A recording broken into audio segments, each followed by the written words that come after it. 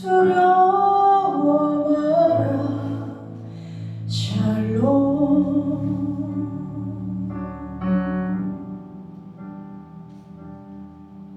샬롬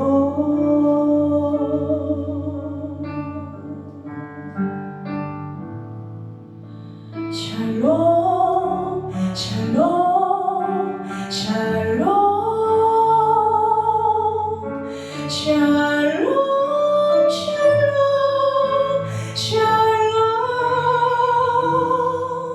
내니 두려워 말아라 나의 사랑 나의 이스라엘 안심하라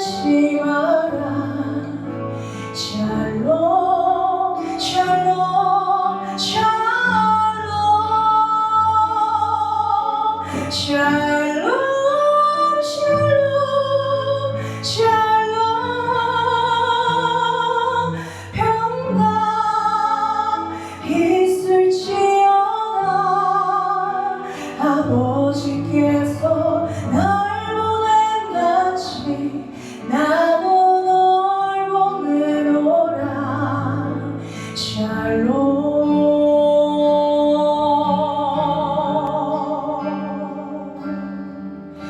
샬롬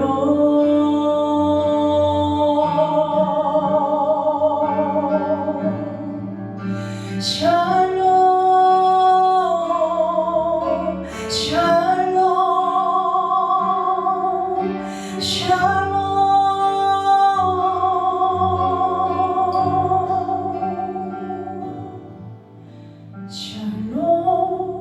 샬롬 샬롬 샬롬 샬롬 샬롬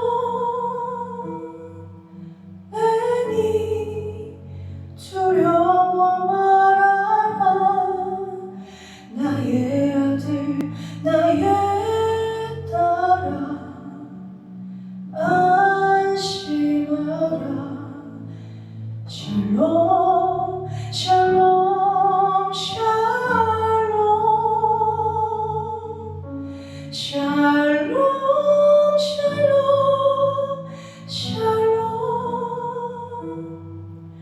나의 평안을 주노라 세상과는 다른 평안 두려워 마라 샬롬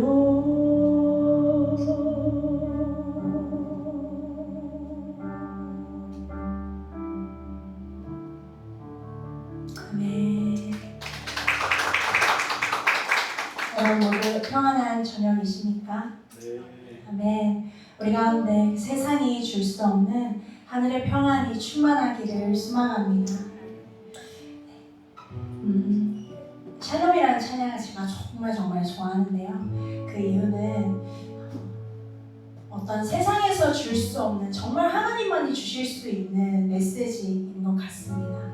세상에서 때때로 우리 가운데 편안을 얘기하지만 편안이 감히 평안을 흉내낼 수 없는 것 같습니다. 우리가 하나님 안에 거할 때 그것을 느낄 수 있는데요. 제가 특별히 지난 5개월 정도 인도로 선교를 다녀왔었습니다. 그때 제가 들었던 경험했던 소식 한 가지를 여러분에게 함께 나누고 싶습니다. 제가 그때 사역을 하면서 현진 목사님을 만나서 함께 이제 예배를 하고 또 교제를 했던 적이 있었는데요. 그 목사님께서 거의 70대, 80대 이신 목사님이셨어요. 그런데 여전히 현장에서 필드에서 사역을 하시면서 복음을 전하고 계시더라고요. 그러면서 그때 나눠주셨던 이야기가 무엇이었냐면 얼마 전에, 그러니까 그 목사님을 만났던 그 기점에서 얼마 전에 그 목사님이 겐지스 강을 가서 이제 그 땅을 위해서 중보하고 계셨는데 저 멀리 어떤 젊은 부부를 발견을 하신 거예요. 그러면서 그 젊은 부부가 유난히 눈에 들어와서 뭐 하고 있나 이렇게 지켜봤는데 그 젊은 부부가 어떤 갓난 아이를 안고 있었대요. 그러다가 그 아이를 한참을 어루만지고 기다리다가 갑자기 돌연 그 아이를 강물에 확 던져버리더라는 거예요. 그래서 그 목사님이 너무 놀란 마음에 좀 멀리 계셨는데 그 젊은 부부를 이렇게 가까이서 찾아가서 얘기를 나누게 되신 거죠. 내가 아까 그 장면을 보았는데 혹시 어떤 이유에서 그런 행동을 한 것이냐라고 물었다는 거예요. 인도에는 두르가 푸자라는 여신이 있습니다. 그 여신이 전날 밤 꿈에 나와서 너의 아이를 나에게 바치면 내가 너의 온 가족이 구원에 이를 수 있도록 해주겠다 라고 했다는 것입니다. 그 가정은 너무너무 어려웠어요. 말도 못하는 가난 가운데 있었고, 심지어는 그 남편이 장애를 앓고 있어서 그 어떤 가정 가운데는 해결할 수 있는, 지금 당장의 상황을 해결할 수 있는 방법이 없었던 것이죠. 그래서 너무 절박한 심정으로 그렇게 그 여신이 꿈에서 요구한 대로 그 행동을 한 것이었습니다. 그 목사님 너무 안타까운 마음에 이런 얘기를 하셨다는 거예요. 그 여신은 너희 가정에게 이런 요구를 했지만 혹시 예수님이라는 분을 들어봤냐?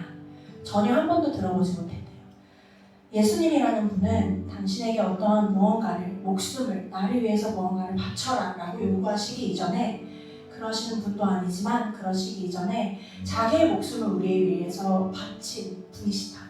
우리에게 새 생명을 주시기 위하여서 예수님 자기 자신이 제물이 되셔서 우리를 위하여서 이 땅 가운데 오신 분이다 라고 그 복음을 전하시자마자 그 엄마가 막 절규에 찬 목소리로 울면서 내가 이 사실을 30분만이라도 일찍 알았다면 내가 내 손으로 내 아이를 죽이는 일은 없었을 것입니다 라고 하면서 그 목사님을 붙잡으면서 정말 너무 한동안 엄청 절망에 빠지셨다고 합니다. 제가 그 얘기를 들으면서요, 어떤 생각이 들었냐면 복음을 아는 자와 복음을 모르는 게 30분은 이렇게 생사가 오갈 수 있구나.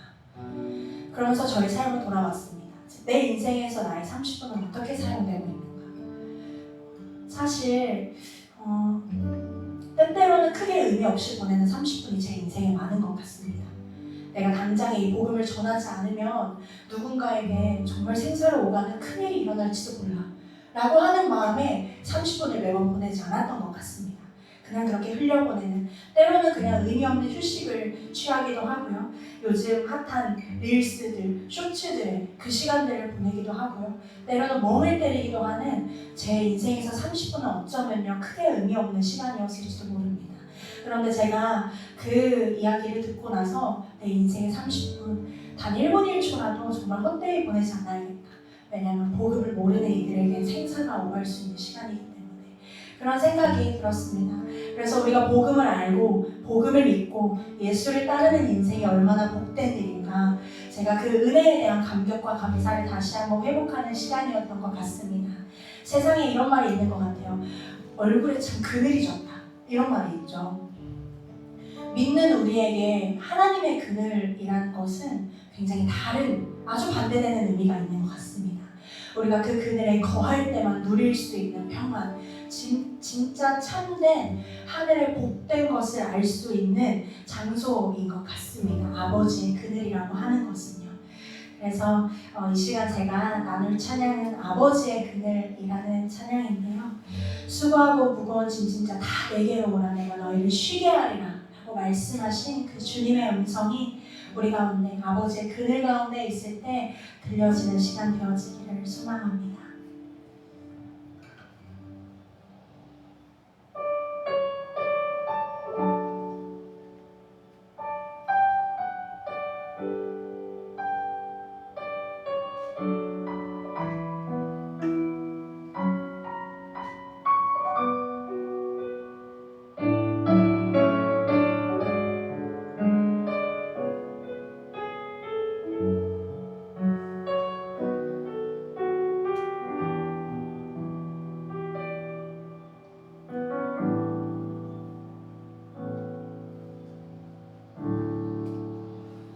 아버지의 그늘, 거기서 평안 얻네. 내 짐 내려놓고 쉼을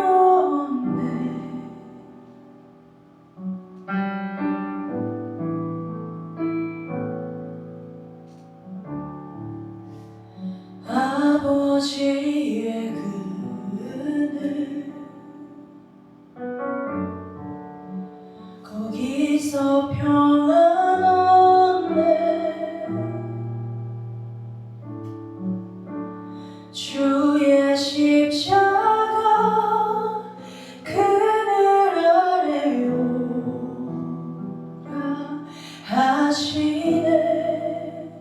그는 진리고 우린 평화 얻고, 그는 사랑하고 우린 나음 없네.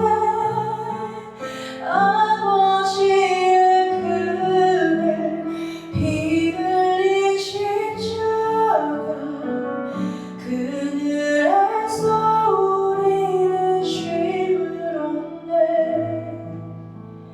평안 얻네.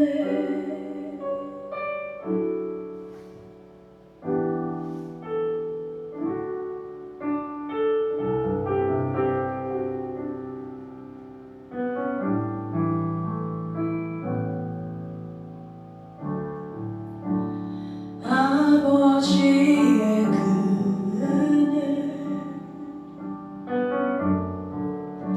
거기서 평안 얻네. 주의 십자가 그늘 아래 오라 하시네. 그는 진리고 우린 평화 얻고, 그는 사랑하고 우린 나음 없네.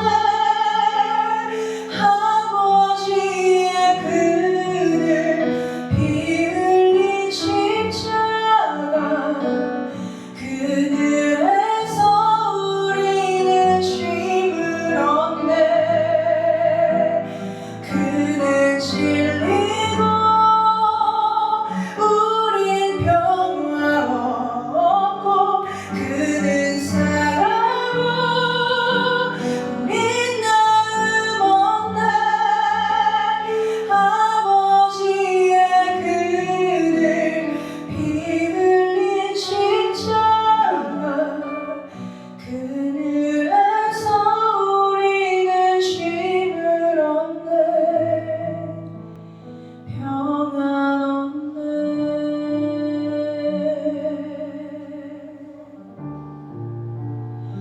평안 얻네.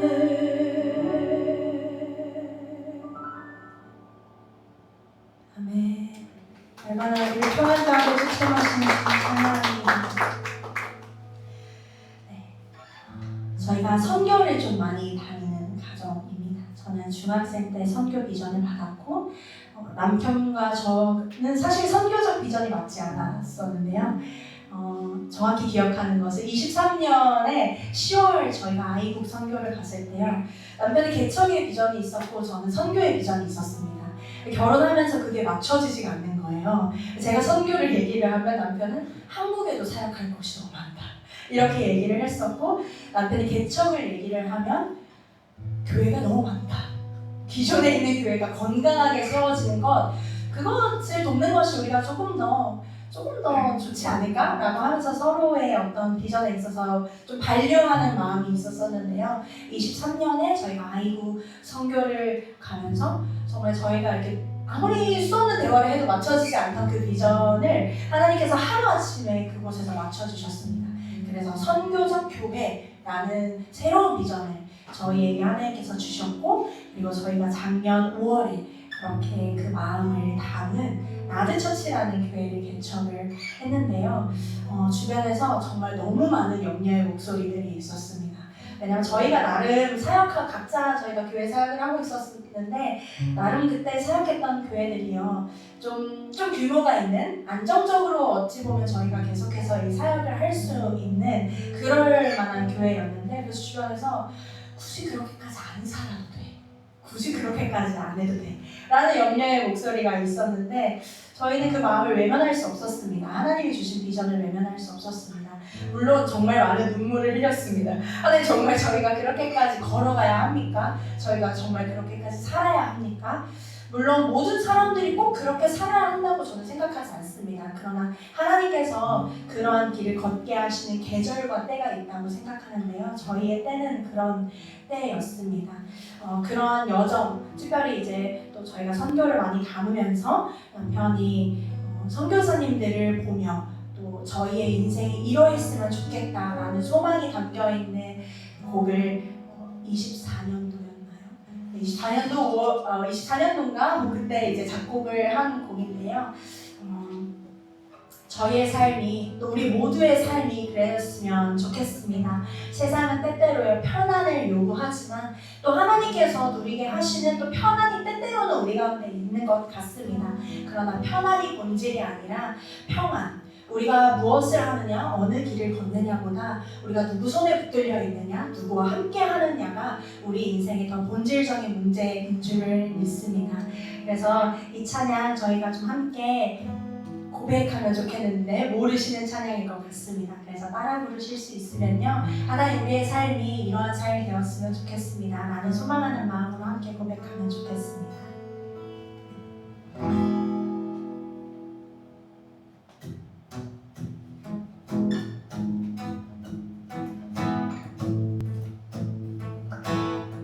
함께 박수 치면서 고백하면 좋겠습니다.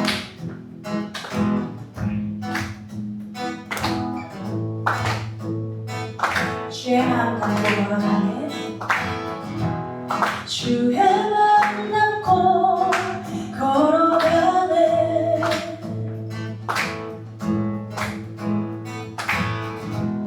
주의 사랑 담고 걸어가네.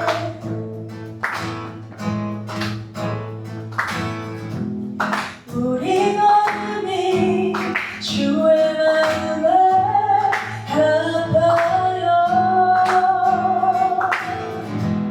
주님 모시기에 아름다운 걸음 되기. 나의 평안보다 주가 주신 평안을 따라. 나의 평안보다 주가 주신 평안을 따라. 주님의 사랑 따라. 주님의 마음 따라. 우리 걷는 걸음마다 주의 향기 넘치기. 우리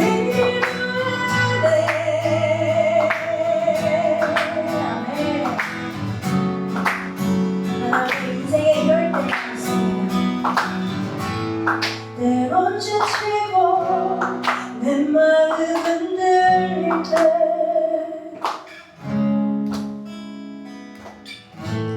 깊은 한숨과 눈물을 흘릴 때,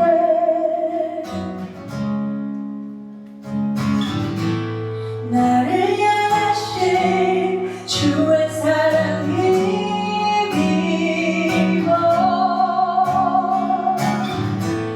넘어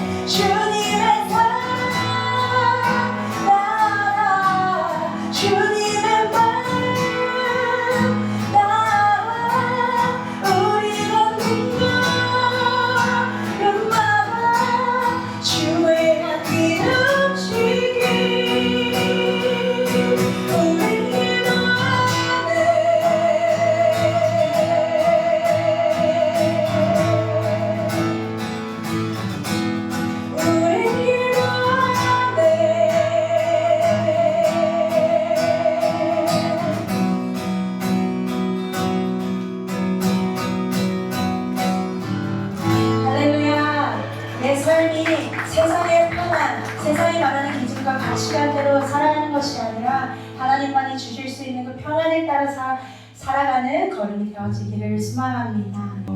지금 온라인으로 유튜브로 이렇게 또 송출이 되고 있어서 이게 아마 10년, 20년, 30년 다 남는 거라 또 의미 있는 시간을 갖도록 하면 좋을 것 같습니다. 자, 우리가 저자분들을 아마 모르는 분도 있을 거고 아는 분도 있을 텐데 그래도 또 온라인에 들어온 분들 중에 저분들이 누군데 뭐 하시나 하고 이렇게 볼 수 있는 사람들도 있어서 저자들 짧게 소개를 좀 해주시면 감사하겠습니다. 네, 먼저 그러면 반갑습니다. 강학종입니다. 이번에 이 동성애를 말하다 이 책으로 찾아뵙는데요. 저한테는 관심 없어 좋으니까 이 책에 많이 좀 관심 가져주십시오. 늘 책을 이렇게 올리셔요. 근데 릴스도 올리고 사진도 올리고 어떻게 해서라도 글에 책을 이렇게 언급하려고 하는데 저는 그게 참 좋아 보이더라고요.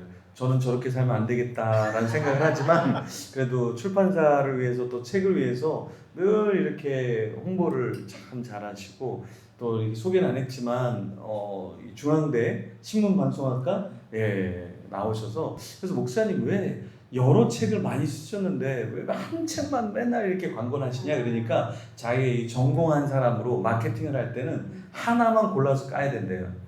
그러면은 그게 잘 되면 다른 거를 이렇게 사람들이 알아서 본다. 그래서 그런 전술을 또 갖고 계시더라고요. 맞나요? 네, 맞습니다. 네, 좋습니다. 자, 우리 박근일 저자님이신데요. 소개를 좀. 네, 저에게는 10대 때의 저의 키워드는 인생 키워드는 말더듬이었고 20대와 30대의 제 인생의 키워드는 열정이라는 단어 하나였습니다. 그리고 40대에 접어들면서 저의 인생 단어는 말투 한 가지였습니다. 말투로 먹고 사는 작가 박근일입니다. 네. 우리 박근일 저자님은 이제 저자로 인생을 지금 살고 계신데 사관님으로 오랫동안 이렇게 살았어요. 그래서 목회자 중에서 구세군 쪽에 그 사관님으로 굉장히 오랫동안 계시다가 이렇게 내는 것마다 굉장히 세간의 관심을 받게 되고 또 좋은 출판사들하고 이제 기독교 출판사가 아니라 일반 출판사랑 또 연결이 돼서 베스트셀러 작가로 이렇게 돼 있습니다. 그래서 강학종 목사님도 베스트셀러인데 여기랑 좀 달라요. 그래서 여기는 교회 쪽에서 좀 이렇게 알려지신 분이고 여기는 교회 밖의 사람들에게 굉장히 많이 알려지고 특별히 그 영풍문고랑 교문고랑 그 매대에 가면 베스트셀러 거기에 책을 이렇게 올려놓더라고요. 그래서 저는 이분이 올려놓고 간 줄 알았어요. 근데 가는 곳마다 이게 광고지가 있고 포스터가 있고 그래서 이분이 그냥 올려놓고 도망간 게 아니라 진짜 그 책이 그렇게 됐더라고요. 그 돈 줘서 그런가요? 돈을 받고 책을 쓰고 있습니다. 받고 목사님도 돈 받고 책 쓰시는 거죠? 예. 그러면은 좋습니다. 그래서 두 분을 모시고 한번 이야기를 오늘 나눠보려고 하는데요. 두 분 다 책을 많이 쓰셨어요. 근데 원래 북콘서트 하면 사람들이 많이 오는데 언제 제일 많이 오냐면 처음 책 냈을 때 제일 많이 옵니다. 그때 지인들, 부모님 또 그동안 고마웠던 분들 막 이렇게 오시고 격려해 주시고요. 근데 책을 많이 내면 아무도 별로 관심이 없습니다. 이 인간이 또 책을 냈구나. 왜냐하면 지난번에 우리 박근일 저자님 북콘서트 했는데 그때 어머니도 오셨거든요. 네, 맞습니다. 그러니까 아들이 계속 내니까 그냥 그래 잘 살고 있구나. 그냥 주님께 다 맡기겠다 하고 오시지도 않더라고요 이제는. 그래서 많은 책들을 냈는데 이 책은 어떻게 또 기획하고 출간하셨는지 한번 이야기를 해주시면 감사하겠습니다. 그 지난번 책 그 1년 반 전에 나왔었던 책은요. 호감 가는 사람은 말투가 다르다라는 책은 감사하게 이제 1만 부가 팔렸고 10세 이게 말을 좀 단어를 좀 잘해야 되는데 십세. 13, 예. 10번 인쇄가 또 되어서 잘 또 감사하게 잘 팔리게 되었고요. 그러면서 책이 많이 팔리게 되면서 솔직히 기분은 하늘을 날아가는 것처럼 너무 좋았고요. 그래서 또 하나의 드는 생각은 방금 전에 말씀하신 것처럼 영품 문고나 제 딸들이 저한테 정말 이 말을 탁치게 한 일이 있었어요. 제가 부산에서 살 때 저희 교보문고를 같이 가족끼리 갔었었는데요. 어떤 한 분이 한 독자분이 제 책을 이렇게 훑어보다가 딱 사려고 가지고 올라가시는 거예요. 계산대에. 그래서 제가 너무 반가워서 처음 보는 분이죠. 안녕하세요. 제가 그 책의 작가입니다. 책 잘 읽어주세요라고 했는데 그 딸들이 굉장히 부끄러워하면서 아빠를 좀 피했다라는 그러한 팩트가 있었었는데요.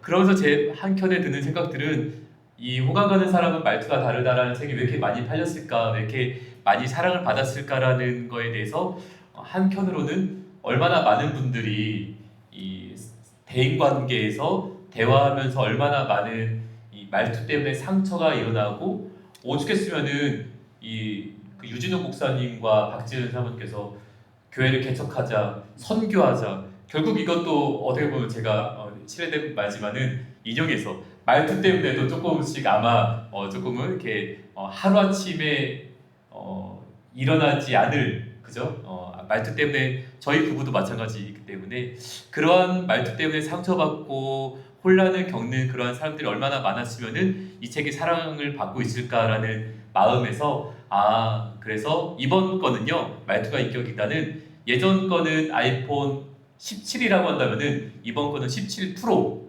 조금 더 프로 버전으로 그렇게 해서 이 책을 또 쓰게 되었습니다. 말투가 굉장히 교만하네요. 그래도 자기 책을 또 알려야 되니까 저자는 어떻게 해야 하는지 이 두 분이 다 좀 안 좋은 병이 있는 것 같아요. 책에 있어서는 어떻게 해서라도 책을 알려야 된다 이런 사명이 있는 것 같습니다. 네, 목사님 어떻게 이 책을 또 기획하고 출간하셨나요? 실명제로 할게요. 네. 정민교 목사님 다 아시죠? 예, 무서운 분이죠. 정민교 목사님이요 좀 이상한 버릇이 있는데 나한테는 뭐든지 주제만 주면 제가 그 주제로 책을 쓸 줄 알아요. 전에 한번 뜬금없이 목사님 동성애 책 한번 써보세요.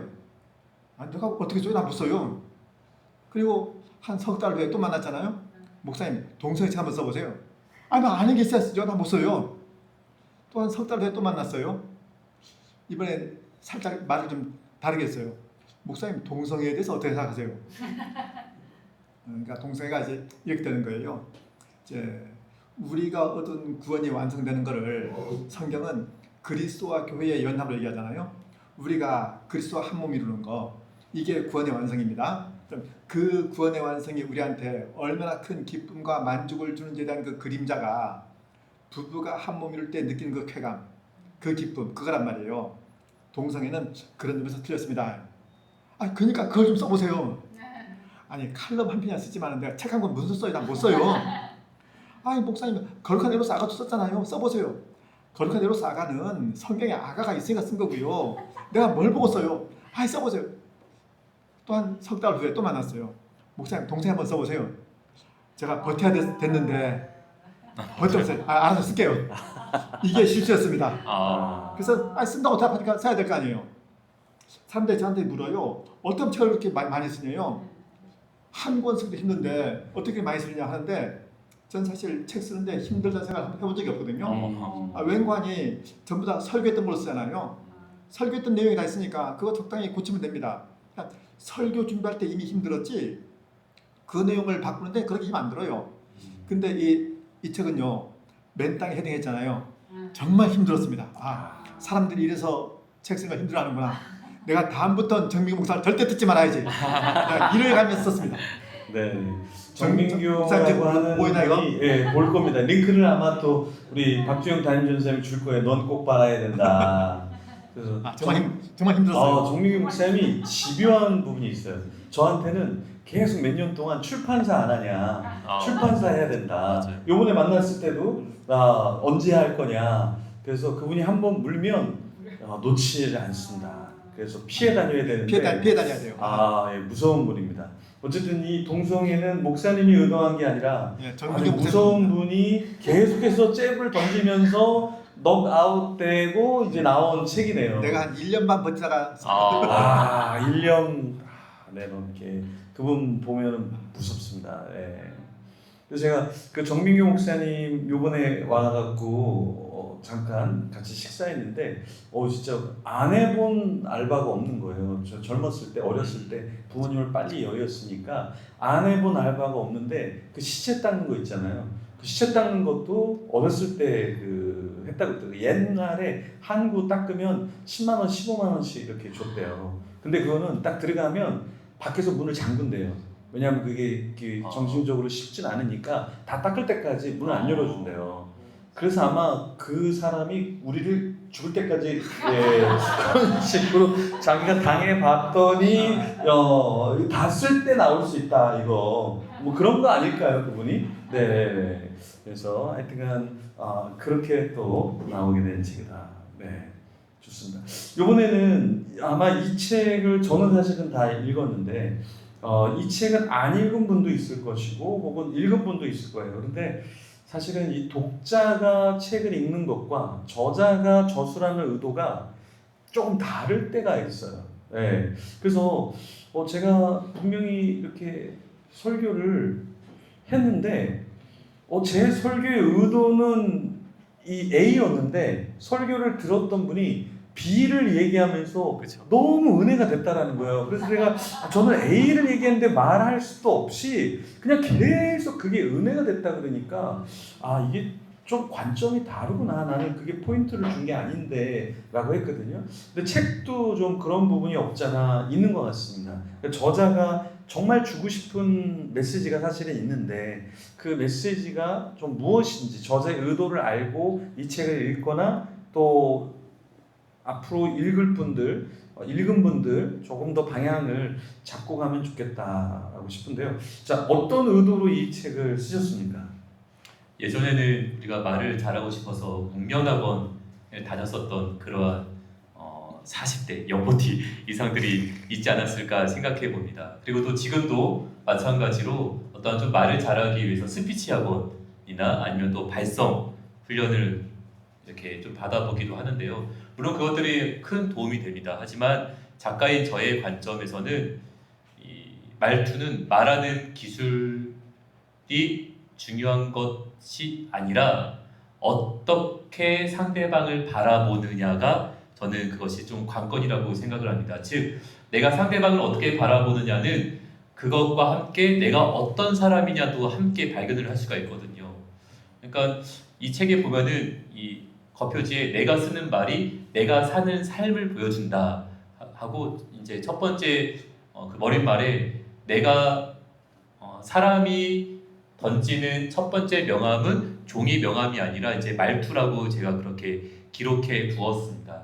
그러한 것처럼 이 말 내가 쓰는 말이 내가 사는 삶을 보여준다라고 그렇게 하기 때문에 이러한 책은 단순히 어떤 말투만 바꾸라는 것이 아니라 인생을 조금 더 좀 행복하게 인생을 조금 더 가치 있게 살기 위해서는 어떠한 돈을 들여서 바꾸는 것들이 참 많이 있습니다. 여행을 가서 세계 일주를 가기도 하고요. 뭐 운동을 하기도 하고요. 뭐 몇백만 원짜리 어떤 학원도 등록하고요. 하지만은 가장 가성비 좋은 인생을 바꾸는 방법은 바로 말투를 바꿨을 때의 인생의 격이 달라진다. 내가 쓰는 말이 내가 사는 삶을 보여준다라는 그러한 이 문장으로 이 책을 쓰기 시작하였습니다. 네. 저는 이 책이 저를 위해서 쓴 게 아닌가. 제가 인격이 안 되다 보니까 이분이 저랑 같이 있으면서 이 책을 써야 되겠다라는 생각을 하지 않았나. 네. 그래서 이거 읽으면서 많이 배우고 반성하고 후회하고 정말 그랬습니다. 네, 말투가 인격이다라는 말이 근데 저희가 이제 젊었을 때, 지금도 저는 뭐 젊겠지만 20대, 30대, 40대 때는 어떤 과격한 말투가 때로는 필요하다 이렇게 생각을 많이 했거든요. 그래서 과격하게 저도 글도 많이 적었고 말도 많이 했는데 이제 나이가 들어가면서 느끼는 거는 맞는 말을 이렇게 세게 하는 것이 누군가 맞게 하는 말일 수 있다. 굉장히 아픔을 줄 수 있다. 그 맞는 말도 조금 더 말씀한 것처럼 이 말투를 조금만 더 아름답게 다듬어서 한다면 그 본의가 전달이 되면서 더 좋은 어떤 사회나 공동체가 될 텐데라는 생각을 참 많이 했습니다. 그런 면에서 저는 이 책이 정말 저를 위해서 쓴 거 아닌가. 그래서 저를 보고 그 에피소드 다 뽑으신 건가요? 방금 전에 사회자님께서 말씀하신 것을 이제 이 말투 용어 중에서 쿠셔너라고 합니다. 쿠셔너. 맞는 말을 야 너 그거 아니잖아. 이게 팩폭이 아니라 팩트지만은 우리가 핸드폰 던질 때 싸울 때 화날 때 핸드폰을 어디 던지세요? 벽에 던지는 사람 없습니다. 땅바닥에 던지는 사람 없습니다. 침대나 소파에 던집니다. 왜? 핸드폰이 망가질까봐. 그런 것처럼 말도 딱딱하게 던질 수도 있지만은 쿠션, 소파가 있는 쪽으로 말을 던졌을 때 이 충격이 완화되는 것처럼 팩트도 살짝 쿠셔너를 담아서 하게 된다라고 한다면은 듣는 사람도 이것을 수긍하면서 들을 수가 있다는 것이죠. 예. 아주 좋은 핵심. 네. 집에다 쿠션을 좀 많이 갖다 놔야 되겠습니다. 네. 자, 이 책은 사실은 제가 읽으면서 목사님이 이렇게 요리조리 잘 피해간다는 느낌을 좀 받았어요. 왜냐하면 동성애를 성경적으로 이렇게 기술을 했는데 또 읽으면 좀 따뜻한 부분도 있어요. 동성애자들을 향한 따뜻한 부분도 있고 저희 아내도 이 책을 읽으면서 이게 앞쪽에 읽다가 굉장히 저희 아내가 이거 강학종 목사님이 쓴 걸까 인용하는 글일까라는 부분이 있어요. 그게 뭐냐면 우리가 하늘을 보면서도 땅의 꽃을 이렇게 밟거나 훼손해서는 안 된다. 근데 그 땅에 있는 이 꽃을 보면서도 하늘을 잊어서는 안 된다. 이런 문구 기억나세요? 예, 목사님이 쓰신 거예요? 아니면 어디서 도둑질해 온 거예요? 원래 그 소가 뒤를 비슷하고 가끔 뒤를 밟잖아요. 예. 장님도 가끔 눈꼬리 잡아요. 근데 글만 쓰다 보면요 가끔 하나 건집니다. 근데 여기 많이 건졌더라고요 보니까. 어쨌든 그걸 보면서 굉장히 따뜻하다는 느낌이 들었고 하지만 또 성경적인 부분에 있어서는 아까 초반에 말씀하신 것처럼 또 단호한 면도 없잖아 있습니다. 그래서 목사님이 이 책에서 하고 싶은 핵심은 뭘까요? 성경 요나서 같으면요 흔히 우리가 이방 선교에 대한 책이라 그러잖아요. 그런데 그게 요나서 주제가 아니죠. 소재가 그렇죠. 소재가 이방 선교에 대한 거죠. 주제는 아닙니다. 이 책도 제목은 동성애를 말하답니다. 근데 동성애는 소재고요. 제가 이 책에서 궁극적으로 말하고 싶은 건 하나님께서 우리 구원을 예표하기 위해서 마련하신 그 부부 관계 이게 얼마나 귀한 거냐 사실 이걸 말하고 싶었어요. 특히 요즘 그 젊은 애들 어린 애들 20대 각 됐는데 자기들끼리 1박 여행을 가죠. 그걸 SNS에 올려서 자랑합니다. 친구들은 그걸 또 부러워해요. 너무 개탄스럽잖아요. 그래서 그걸 좀 막고 싶다라는 그런 생각이 있었습니다. 예. 그 얘기도 책에 굉장히 많이 나와요. 재밌는 게 예전에는 이제 문화가 바뀌어서 예전에는 막 이렇게 결혼하기 전에 여러 명 사귄 거를 이렇게 터부시해서 좀 숨기는 문화라면 지금은 사귀지 않아 본 사람이 오히려 이상한 쪽인 것처럼 이렇게 한다. 예. 그런 것들. 그래서 문화가 많이 바뀌었고 이 동성애나 또 결혼에 대한 문화도 굉장히 많이 바뀌었다. 그러면서 여기에 다음 세대들이 조금 더 들을 수 있는 또 고민해야 될 그 내용들을 좀 더 적어 놓으신 것 같아요. 예, 요즘 그 젊은이 아직 결혼 안 했지만 또 이런 동성애 문제나 결혼에 대한 이슈에 대해서 좀 목사님이 좀 팁을 준다면 어떤 팁을 주면 좋을까요? 우리 또 사진 열심히 찍고 있는 우리 솔로 우리 박주영 전사님에게 어떤 조언을 해주신다면 어떻게 조언해 주실 수 있을까요? 어떤 조언이요? 뭐 결혼에 대한 뭐 동성애 하지 마라 아니면 동성애 좋다 이렇게 하면 좋다 뭐 여러 가지 목사님이 해주고 싶은 거 저 사진 찍고 있는 분을 향해서 일단 연애를 하려면 시간이 많아야 돼요. 시간이 많죠. 그럼 교회에서 일을 좀 덜 시켜야 돼요. 그럼 북콘서트를 앞으로는 북콘서트를 못 하는 건데 괜찮으시겠어요? 그렇습니다. 예. 시간이 많으면 된다. 네. 다만 시간이 많으니까 책을 쓰잖아요. 예. 좋습니다. 시간이 많아요. 근데 저분이 의외로 시간이 많습니다. 핵심에 대해서 이야기를 좀 들었고요. 근데 저희 북콘서트는 사실은 책에 대한 거를 이야기하기보다 저는 제가 추구하는 북콘서트는 약간 저자를 좀 알아가는 시간을 가지면 좋겠다라는 취지가 있어요. 그래서 저도 책을 쓰고 북콘서트를 하지만 어떤 곳에 가면 취조를 당하는 듯한 그게 있어요. 그래서 이 책의 이 내용을 어떻게 이렇게 이야기할 수 있습니까? 계속 책에 대한 이야기만 이렇게 하다 보니까 좀 이렇게 건조함이 좀 있더라고요. 그래서 제가 이렇게 저자들을 모시고 할 때 저자들을 좀 더 알아가면 우리가 책에 대한 애정도 생기고 이해도도 좀 높아지지 않을까라는 생각을 좀 갖고 있습니다. 그래서 최근에 어떻게 지내시는지 좀 이야기를 들으면 너무나 좋을 것 같아요. 근데 강학종 목사님은 뭐 안 들어도 맨날 루틴이 똑같은 그 삶이기 때문에 전화하면 목사님 시간 돼요? 시간 됩니다. 늘 시간이 돼요. 그래서 이거 참 신기하다 이런 생각이 드는데 요즘은 바빠지셨어요. 본인이 막 스케줄을 잡으세요. 그래서 이것도 4월달에 하자 그래서 목사님 4월달에 이거 하면 4월달에 4번을 하는 거예요. 죽을 사예요. 그래서 5월달에 합시다. 그러니까 목사님이 4월에 해야 되는데 4월에 했는데 정민교에 그 바이러스가 있어요. 그래서 잘 포기를 못 하셔요. 그래서 이런 사정으로 5월달 합시다 해서 했는데 5월달에 또 다른 북콘서트가 순천에서 또 있고 부산에서 또 순천에서는 성경에 관한 세미나하고 또 부산에서는 또 북콘서트를 또 하고 또 대전에 가서는 또 목사의 서재에 가서 또 인터뷰를 또 하시고 그래서 예전에 이런 거는 강학종 목사님한테 물을 필요가 없었어요. 사실은 요즘 뭐 하세요? 늘 한가하셨는데 요즘 굉장히 좀 바쁘신데 어떻게 책을 내시고 요즘에 근황이 어떻게 사시는지 궁금합니다. 사실 그렇거든요. 제가 전형적인 방콕 쪽입니다. 늘 사무실에 있어요. 그러니까 저하고는요 따로 뭐 약속 정할 거 없이 그냥 지나가다 들르면 늘 있어요. 근데 언젠가부터 자꾸 밖에 나갈 일이 생기더라고요. 방금 말씀드린 것처럼 당장 다음 주간에도요. 수요일 날 순천 가서 성경 세미나 하고 그다음에 수요일 날 수요 예배 때 그 동성애 특강하고 목요일 날 부산으로 옮겨서 북콘서트 하고 금요일 날 올라오다가 중간에 대전 들려서 목사의 서재 유튜브 촬영하고 이제 저 만나려면 미리 그 번호표 받고 대기해야 돼요. 저 좀 비쌉니다. 근데 우리 목사님의 단점은 길치예요. 그래서 찾아가지를 못해요.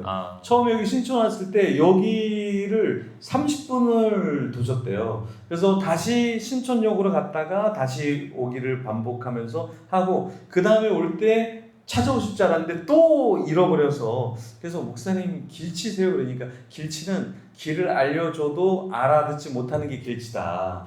근데 지금 굉장히 많은 곳을 이렇게 다니시는데 여러분 길 잃어버리지 않고 천국에서 보지 않도록 기도를 많이 해주시면 너무나 감사하겠습니다.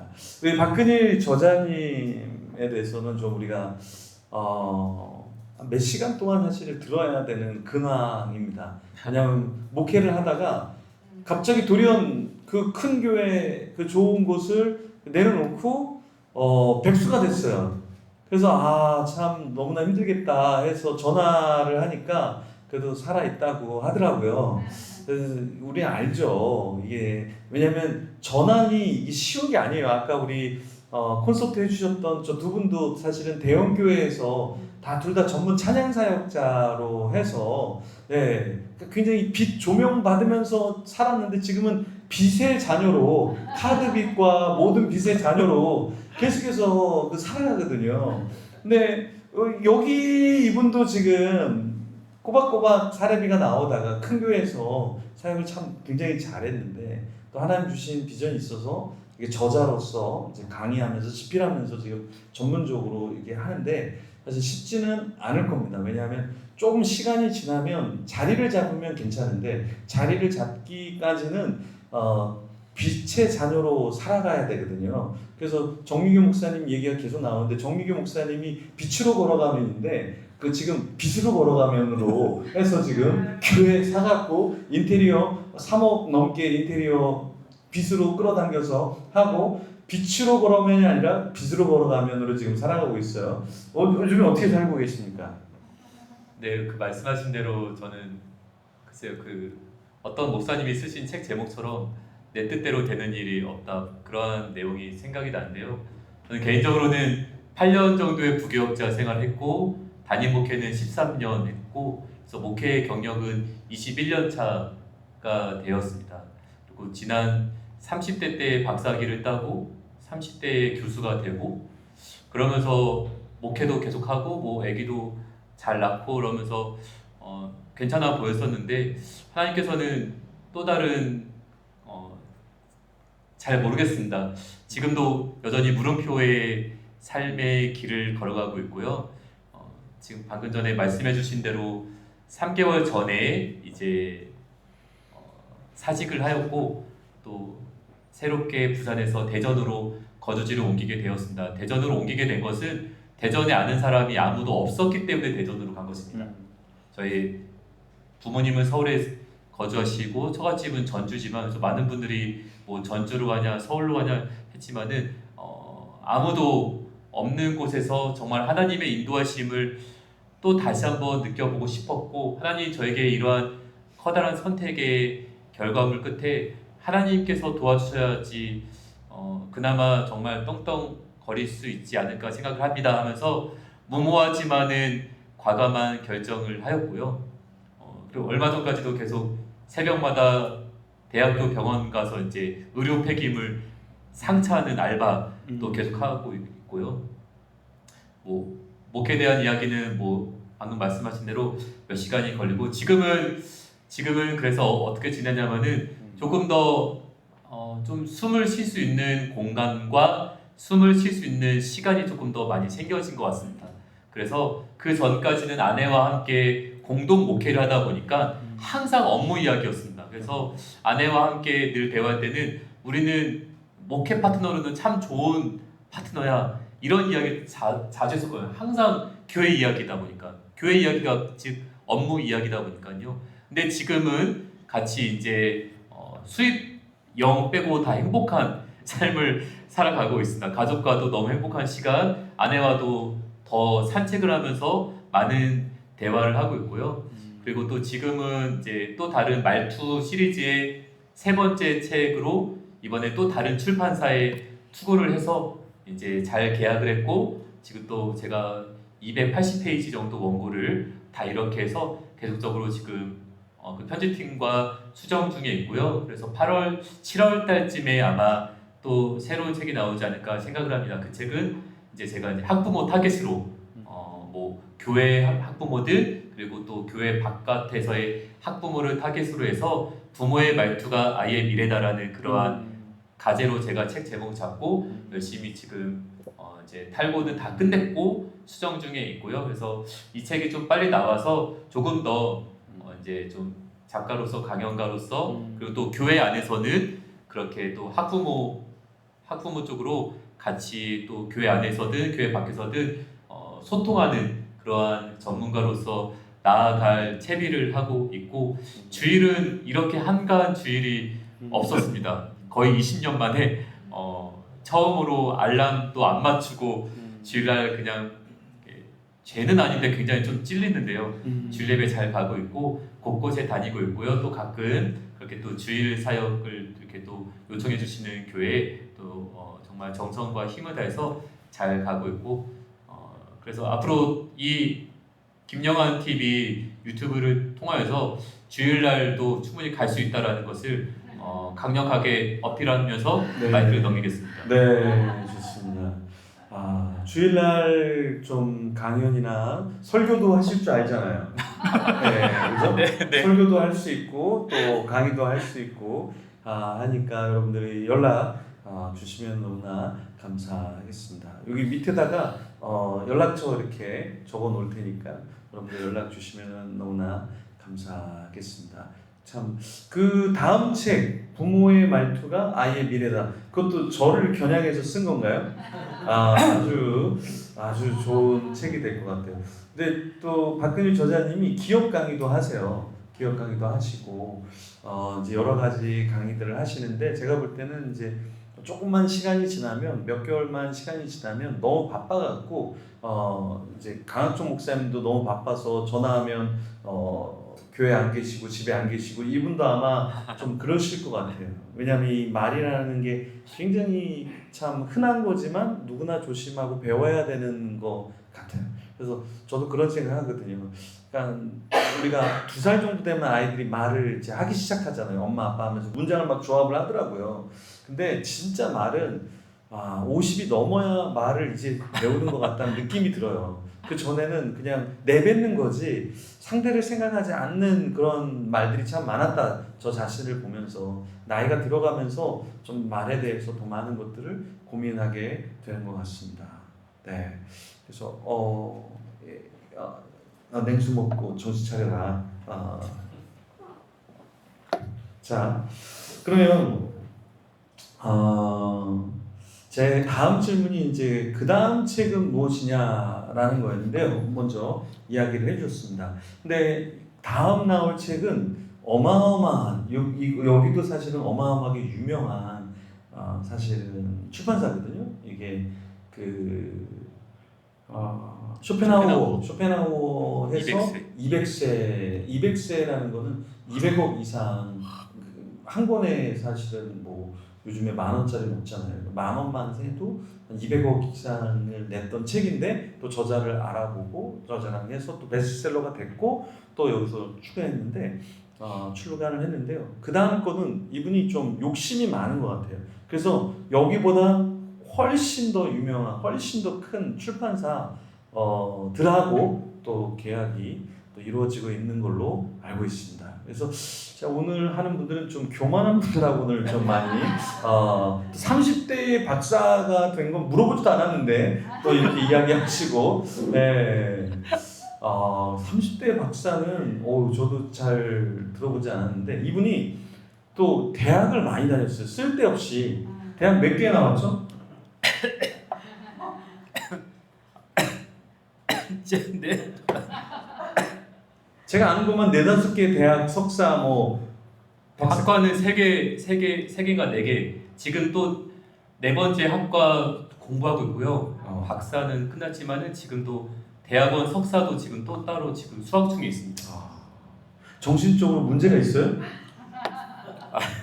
아니 왜 하나만 해도 박사만 해도 박살 나는데 지금 이제 방통대학원으로 행정학 석사를 공부하고 있고 학점은행제로는 경영학 학사를 또 학과 공부를 하고 있는데요.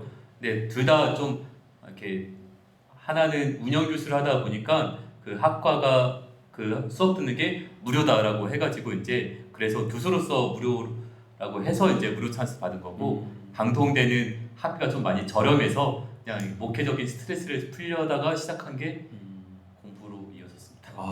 네. 그거 하면 더 스트레스 받는데 예, 정신세계가 참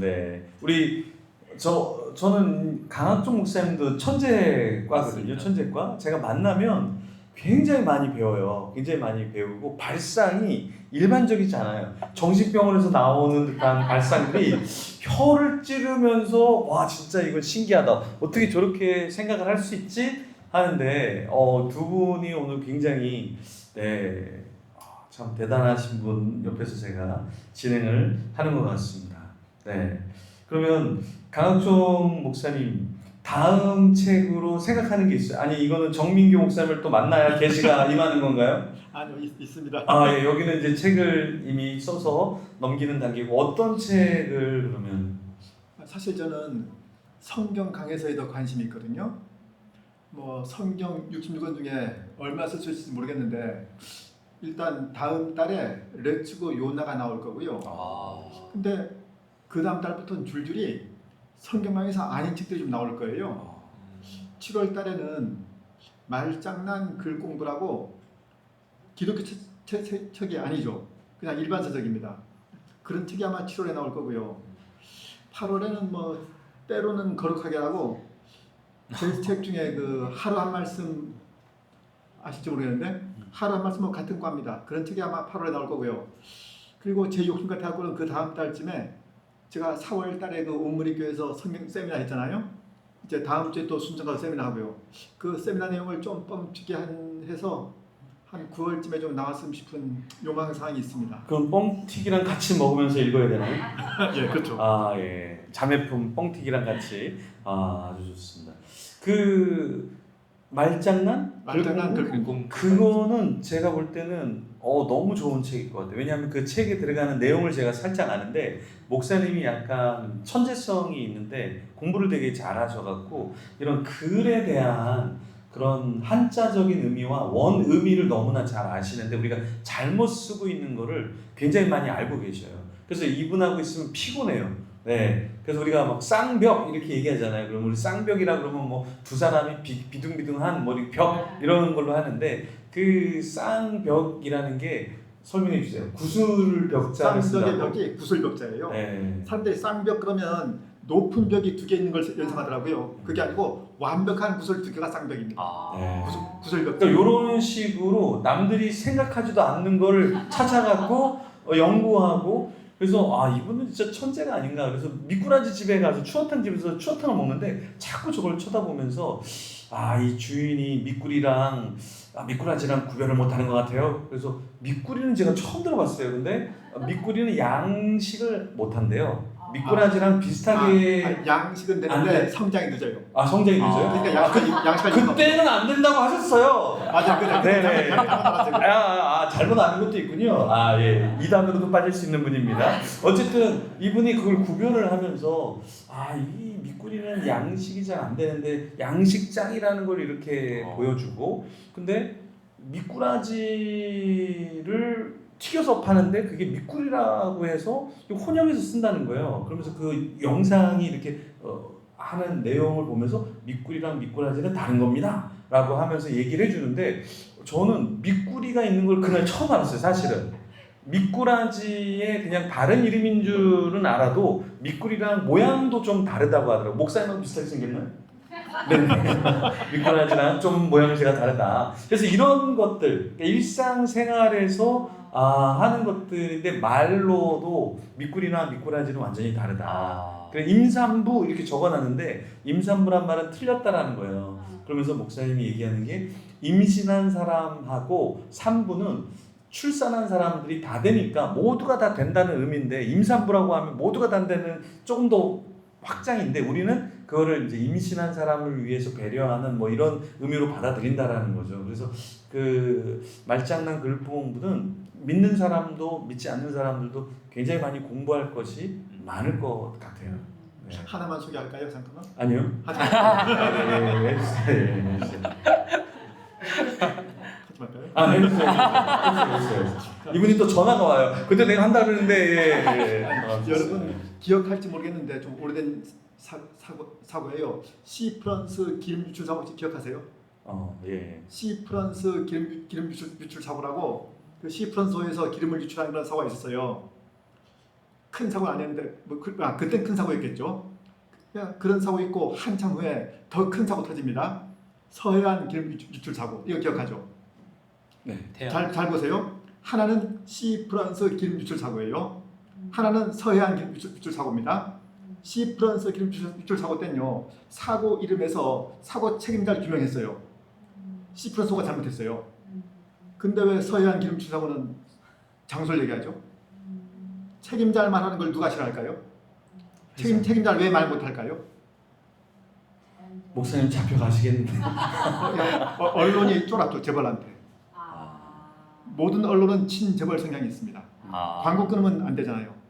그러니까 서해안 기름 유출 사고라 그냥 책임을 안 밝히죠. 그게 삼성이었죠? 그렇죠. 예. 예. 그러면 여기서 삼성 강의 안 들어올 텐데 기업 강의. 네네. 그래서 이런 디테일, 세부적인 거, 우리가 생각하지 않는 거를 용어적인 것을 통해서 이야기를 해주시는데, 아 저는 진짜 너무 많이 사실은 배우고 참 많은 생각을 하게 됩니다. 그래서 아까 요나서 얘기하셨는데, 이 목사님의 요나서의 관점은 요나는 회개를 안 했다라는 거예요. 그래서 처음엔 제가 동의가 안 됐어요. 회개했는데 그 물고기 속에서 살려달라고 한 거 회개 아니야? 근데 목사님의 논지는, 그러면 회개했으면 느느웨 가서 복음을 며칠을 전했어야 되는데 하루길 대충 하고 나중에 그 사람들 사해 주려고 그러니까 요나가 짜증내고, 이거는 회개한 게 아니다. 그냥 회개를 진정으로 한 모습이 아니다라는 이제 논지로 얘기를 하시는데, 굉장히 이단이 되거나 교주가 되거나 새로운 신학과 관찰에 뛰어난 사람이 되지 않을까. 그래서 강학종 목사님의 책은 그런 면에서 굉장히 가치가 있다. 잘 얘기했나요? 예. 저기 우리은행 010-5467 맞으시면 계좌번호는 그렇게 됩니다. 예. 자, 각자 개인적인 질문을 좀 하나씩 드리도록 하겠습니다. 먼저 강학종 목사님에게 묻고 싶습니다. 동성애를 말하다. 이 책을 동성애자가 읽으면 어떨 것 같아요? 사실 저도 꽤 궁금해요. 책 쓸 때 나름대로 참 어려움을 혼자 느꼈던 게 뭔가 하니, 제가 동성애 잘 모르잖아요. 그분이 안고 있는 그 고통, 고민, 스트레스의 강도를 모른단 말이에요. 근데 내가 그 성경대로 틀린 겁니다, 하지 마세요 라고 하면은 남의 말이라고 너무 쉽게 하는 것 같잖아요. 그렇다고 할 수 있죠 라고 할 수는 없고요. 분명히 성경의 근거에서 옳지 못하고 맞다고 말은 해야 되는데 그 사람 마음을 감싸야 돼요. 야, 이거 어떡할까 했는데 떠오른 게 바울한테 있었다는 그 육체의 가시요. 그게 떠올랐어요. 바울한테 있었다는 그 육체의 가시가 혹 동성애적인 성향이었으면 바울이 어떻게 했을까? 이게 떠올랐죠. 그러니까 바울이 당연히 자기한테 있는 걸 합리화 안 하고 당연히 그 갈등하고 싸웠겠죠. 그래서 그 얘기를 하면서요, 우리 그 조선시대 청상 과부들 송곳으로 허벅지를 찌르면서도 그 욕정을 이겼다는데, 물과 성로로 거듭난 사람이 유교적인 질서를 따르는 사람만 못할 수 없잖아요.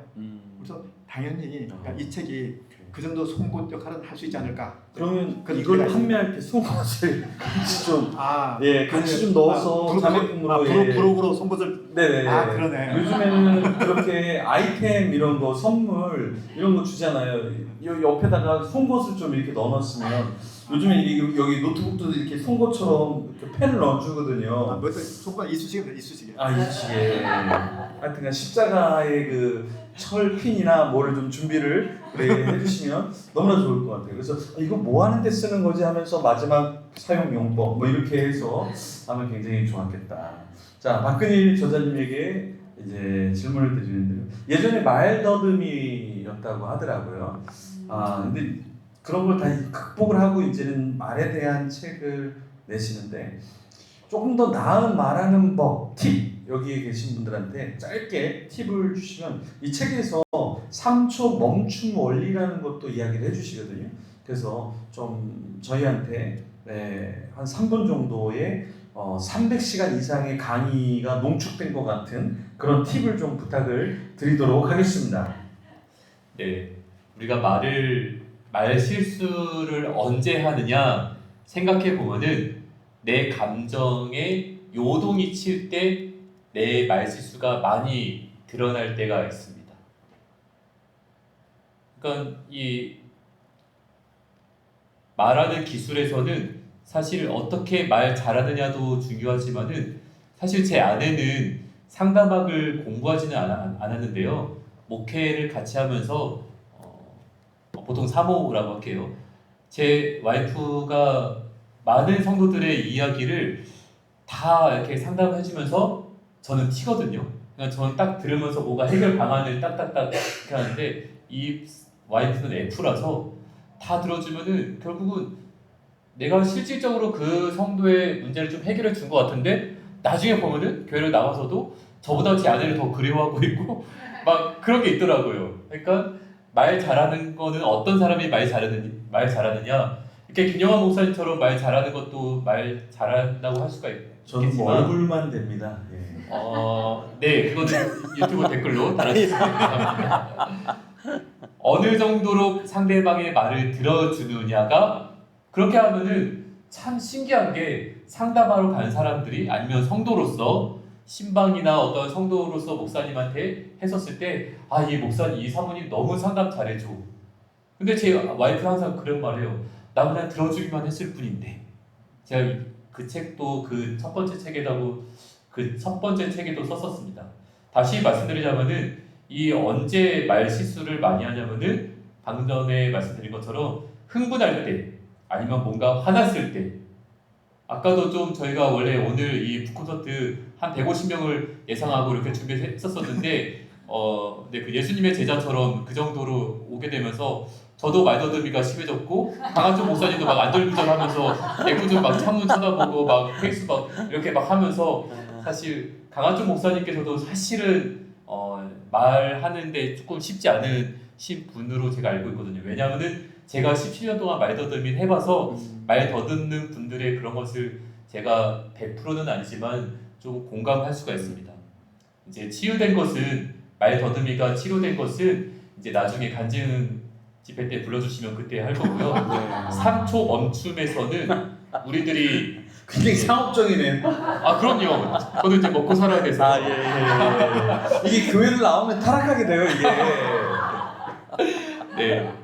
그 3초가 3초 동안 뇌의 이성적 영역이 작동한다고 합니다. 그래서 이 말을 해야 하나 하지 말아야 하나 어떻게 표현하면 더 따뜻할까? 이 3초 동안 참는 기간이 상대방이 나한테 감정을 풀어주는 완화 작용 기간이 되기도 해요. 우리는 IT 강국에서 뭐 넘어가면 이렇게 하면 왜 빨리 안 넘어가? 왜 빨리 안 넘어가? 이러면서 막 애꿎은 마우스 클릭 더 합니다. 문 한 번 잠겼는데 잠긴 것은 아는데 일부러 더 합니다. 자동차 문도 제 딸들이 잠겼는데 막 힘을 넣습니다. 그것은 한국 사람들이 굉장히 좀 빨라서 그래요. 빨리빨리가 급해져서 이게 안 되는 거 알면서도 막 하다 보니까 반복하는 활동들이 자꾸 생겨나거든요. 이 3초 멈춤의 시간이라는 것은 내가 조금 더 흥분되었을 때, 내 감정이 조금 더 동요되었을 때 3초만 참게 되어진다라고 한다면은 아까 전에 아까 누가 말씀하셨는지 제가 30분 아까 30분 우리 그 박지은 찬양 사역자님께서 30분 그 간증 인도 간증 말씀해 주신 것처럼 3초만 참게 된다면은 3초 1분 후에 일어날 반응이 비포와 애프터가 달라질 수가 있다는 것이죠. 근데 한국 사람들은 이 3초를 참지 못해서 저도 지금 3초를 못 참다 보니까 말더듬이가 좀 생겨나고 있잖아요. 이런 것처럼 이 3초가 만들어내는 이 간격 타임이 그 사람 수준에 나도 맞춰버리는 나가 될 수가 있고 품격 있는 내가 될 수가 있다는 것입니다. 네, 너무 좋은 강의였습니다. 근데 저는 말 더듬는 사람들은 천재성이 있는 사람들이 말을 더듬는다고 생각을 해요. 왜냐하면 머리에서는 엄청 빠른데 입이 못 따라가는 거잖아요. 근데 머리가 안 좋은 사람들은 말을 천천히 합니다. 왜냐하면 생각이 없으니까 말할 게 없으니까 우리가 레포트 쓸 때 쓸 게 없는 사람들이 글 자가 굉장히 크게 쓰잖아요. 넓게 만들잖아요. 왜? 글이 없으니까 글 넓게 해갖고 그거 해보셨잖아요. 안 해보셨나요?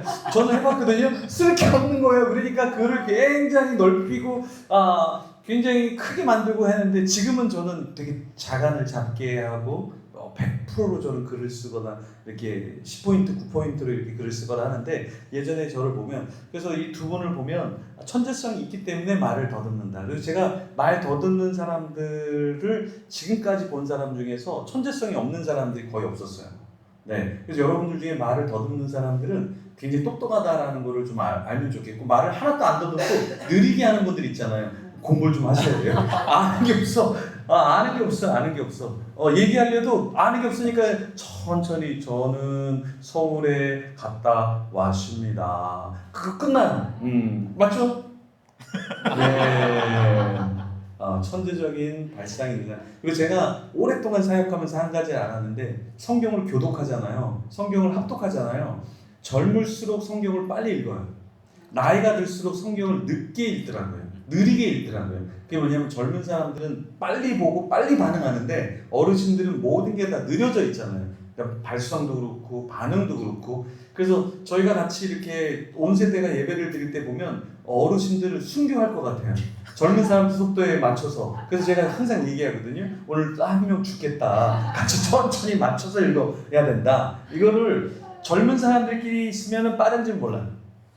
나이 든 사람이 있으면 느린 줄 몰라요. 같이 있어 보면 안다. 어쨌든 두 분은 천재성이 있다라는 얘기를 제가 한 겁니다. 자, 그럼 두 분의 천재분에게 제가 부탁을 좀 하고 싶은데, 뭐 자기 출판사 말고 우리가 출판계가 지금 굉장히 어려워요. 기독교도 어렵고. 그러니까 이런 시기에 우리가 저수를 하고 책을 출간하는 그러한 상황 가운데서 어떻게 하면 좀 전략적으로 더 좋은 어떤 책의 문화, 아니면 독서의 문화, 아니면은 뭐 저자가 책을 좀 더 이렇게 잘 쓰면 좋겠다. 왜냐하면 최근에 그래도 강학종 목사님이 굉장히 인격이 좋으신 분인데 누구 책을 이렇게 읽었는데 정말 밑줄 칠 게 하나도 없었다. 그리고 너무 돈이 아까웠다. 자기 책은 돈이 안 아깝다고 맨날 얘기하면서 그 책은 되게 유명한 분이고 큰 출판사인데 너무 진짜 밑줄 칠 게 껌덕지가 진짜 없었다. 그러면서 그 출판과 출판 저자와 모두를 다 저격을 이렇게 했는데 목사님이 생각할 때 우리가 이제 출판이나 교계나 또 독자도 마찬가지로 좀 우리가 읽고 이렇게 해야 되는데 뭐 요즘에 신학생들은 다 PDF로 떠갖고 무료로 그냥 다 이렇게 해갖고 힘들다고 하더라고요. 어쨌든 이런 책에 관련된 좀 하고 싶은 이야기, 짧게 한 50분 정도 해주시면 감사하겠습니다. 요즘 그 기독교 쪽 특히 출판은요, 사업보다도 사명이래요. 특히 일반 기독교 서점도 그렇고요. 그냥 근근히 버티는 그런 형세인데, 글쎄요, 어떻게 하면 좋을까요? 사실 좀 그런 것 뭐예요? 일단 그 요즘 그 책 안 읽는 풍조, 이게 참 안타깝거든요. 사람들이 점점 생각 자체를 안 하잖아요. 사색 대신 검색을 하죠. 그러니까 상당히 안 좋은 풍조인데, 그러면 저자, 출판사, 또 기독교 서점 어떻게든 그 이런 풍조와 맞서 싸워야 될 텐데 그럴 방도가 뭐가 있을까요?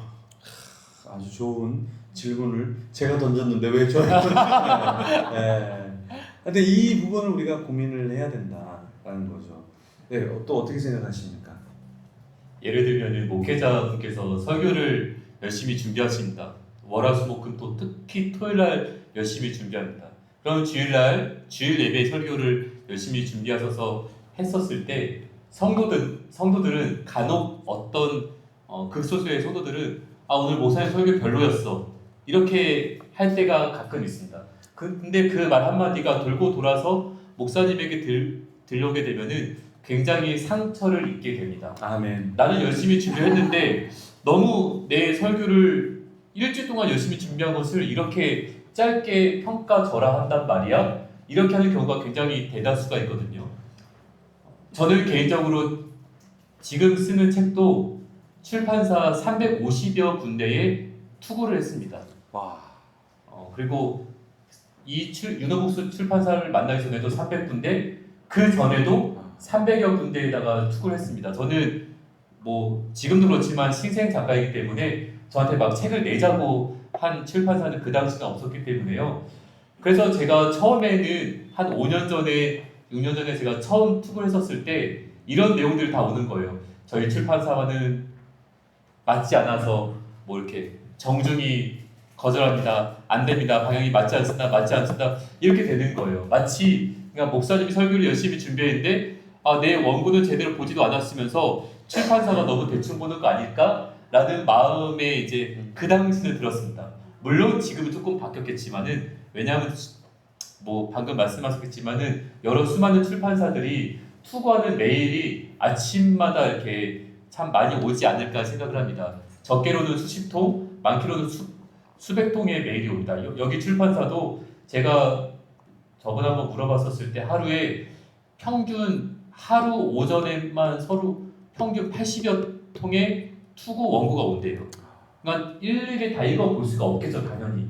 제목 대충 보고 이렇게. 그런 것처럼 어쨌거나 이 출판사에게 감히 바라는 것은 제가 출판사 할 건 아니라서 뭐 미래 출판사 하실 것이라고 한다면은 목회자가 열심히 설교를 원고를 열심히 쓰신 것처럼 물론 바쁘고 힘드시겠지만은 이 출판사가 여러 흙 속의 진주를 찾아내듯이 투고 메일 보낼 때 정말 떨립니다. 아, 내 원고가 잘 통할까? 아, 내 원고가 과연 이 목회자인 내 일반 원고가 이런 세상적인 일반 출판사에서 나를 마음에 들어할까? 하면서 되게 가슴 졸이면서 썼었거든요. 지금은 그러진 않는데 예전에는 그러면서 했었었는데요. 출판사에서 그러한 정말 용기 내어서 뭐 기도하는 마음으로 열심히 투고한 분들이 대다수이기 때문에 출판사 입장에서 조금이라도 시간을 더 내주셔서 그래도 제목만 보지 말고 목차만 보지 말고 그래도 한 챕터 그리고 마지막 결론이라도 한 번 더 봐주셔서 이 투고하는 작가의 마음을 조금만이라도 이해해 주시고 똑같은 복사 붙여넣기 내용에다가 한 번만 더 이름을 넣어 주신다라고 한다면은 이 작가에게는 그 출판사와 계약하지 않더라도 아, 그래도 내 글을 읽어줬구나, 내 글을 알아주고 있구나라는 그러한 좀 마음이 생기지 않을까 생각해 봅니다. 네, 대단하시. 수백 곳을 이렇게 넣었다니 참 대단합니다. 자, 이 시간에는 우리 함께 하신 분들 중에서 나는 좀 질문하고 싶다, 저자에 대해서, 책에 대해서 좀 질문을 하고 싶다라는 게 있으면은 네, 질문을 하셔도 좋을 것 같습니다. 네. 특별히 없어요? 없어요? 마이크 절대 나한테 주지 마라. 네, 좋습니다. 그러면 나 빨리 맞춰라, 지겹다, 빨리 맞춰라, 이런 것 같아요. 네. 또 저자이기 때문에 네, 빨리 맞춰야 될 것 같아요. 자, 그러면은 마지막으로 우리 저자들에게, 독자들에게나 또 여기 오신 분들이나 또 온라인으로 또 들어와 계신 분이나 추후에 또 들어와서 이렇게 들으실 분들이 있는데요. 하고 싶은 말 편하게 뭐 이렇게 저 주일날 한가해요, 기업 강의 가능해요, 뭐 또 출판 계획 있어요, 뭐 이렇게 하고 싶은 말 계속 좀 해주시면 너무나 좋겠습니다. 먼저 우리 강학종 목사님 마이크 들고 계시니까 네, 편하게 한마디 해주시죠. 베드로가 설교했을 때 사람들이 찔렸잖아요. 그래서 우리가 어찌할꼬 하고 이제 회개하고 세례받습니다. 스데반 설교했을 때 또 찔렸어요. 그냥 돌로 쳐 죽여버렸죠. 제가 이걸 빗대서 이런 말 했던 적이 있어요. 설교를 들으면 회개하든지 설교자를 돌로 치든지 둘 중에 하나는 하십시오. 고통받지는데 둘 다 안 하지는 마십시오. 네. 괜히 그 멋쩍은 웃음 웃는 걸로 넘어가지 마시고 둘 중에 하나는 꼭 하세요. 이 말 한 적이 있는데 그 말을 패러디해 갖고요. 이 책을 읽은 분들은요, 이걸 책이라고 썼느냐 하고 저한테 환불 요청하든지 아니면 와, 이 책 좋다 주변에 소문을 내든지 둘 중 하나는 하세요. 네. 혼자만 읽고 넘어가기 없깁니다.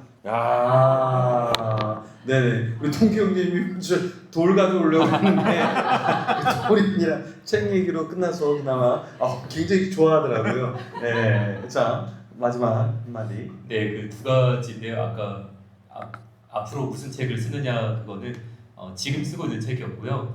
그리고 가을에는 제가 이제 출판사에서 굉장히 격한 공감의 반응을 보인 게 팀장의 말투고, 제가 이제 제목을 그렇게 생각을 하면서 원래는 리더의 말투로 생각을 했다가 좀 이렇게 직장인들 많이 서울에 올 때마다 직장인들 보면서 그 직장인들 보면서 팀장의 말투를 했었을 때 출판사 대표가 너무 긍정적인 반응을 보여서 아마 그 작업을 이제 6월부터 좀 시작하지 않을까 생각을 하고 있고요.